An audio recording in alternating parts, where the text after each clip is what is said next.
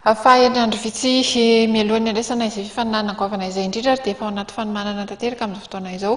ny ekipam-pirenena malagasy toraka izay ihany koa anefa ny ekipan'ny fédération malagasy ity taranja basketball ity izay miomana handray izay fifaninanana continental izay manazava indrindra ary Andriamatoa Lionel Rabenarivo izy moa dia filoha lefitra ny fédération.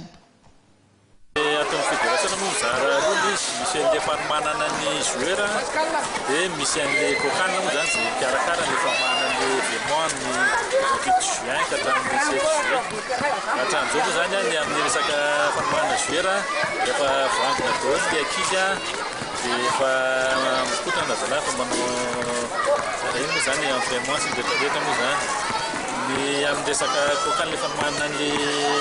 événement indray zany zao efa ohatrany hoe zao no ohatrany hoe fanombohana an'ilay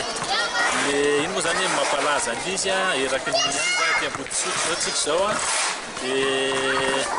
amin'ny herinandro ihany beaucoup dia nitoy ohatr'izay foana moa zany izy ezahana zany mitety ny quartier rehetra zany mampalaza sy ny manao zay ahafantarany dia sy ny maly hoe misy io zavatra io zany ny 28 juin.